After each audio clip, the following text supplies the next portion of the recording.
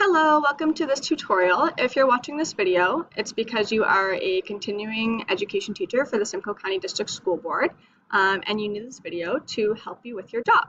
So what I'm going to show you in this video is how to input milestones as a Con Ed teacher. Milestones are really important in Con Ed because it's how we get our funding for our students. So it's different from grades and the marks that you give to your students in their assignment. It's more like checking their attendance and the fact that they're actually submitting and participating in your course. Milestones are a pivotal part of the program and your job, so it's very important to keep them accurate and updated and to do so as much as possible.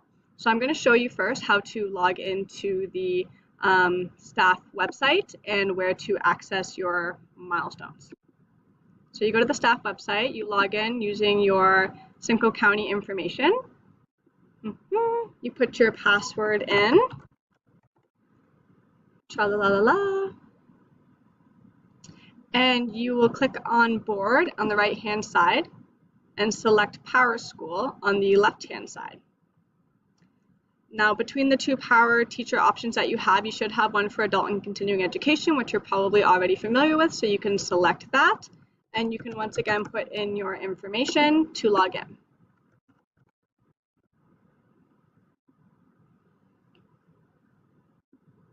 Once you get to this page, it's really important to take a look at the top right-hand side of the screen to see what shows up in this corner. If you have multiple jobs or positions that you're doing or have done, you may have to select the appropriate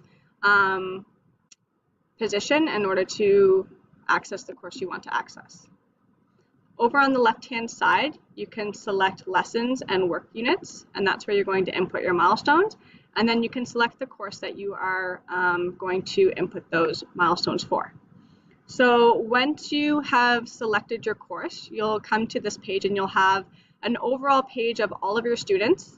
You need to select one student at a time and go through and individually put in their milestones. And it's very important that you put a number in the mark section. It doesn't have to be a mark for their actual assignment, like an 82% or a 93%. It just has to be a number, because if you put in a 0, it will show up as an error and it won't work. So make sure you put a number 1. And it's also really important to provide a date for this assignment or for this milestone. Your milestones can be a number of different things. You can choose milestones based on Dropbox submissions, discussions, or quizzes. It's basically just any proof that they are participating and submitting in the course regularly. And I recommend updating these every week when you do your progress reports, because it is the best way to keep your course organized and ensures that you do everything accurately and on an ongoing basis. If you have more than 20 assessments and they happen to complete one that is not your predetermined one, so say you go to milestone 4 and this student didn't do milestone 4, but they completed a discussion post that you weren't originally counting as a milestone, you can still give them credit for it and give them a 1 and put in the date that they completed that discussion post, because really, as I said, it's more so for attendance and funding, and it still shows that that student is actively engaging and participating in that course.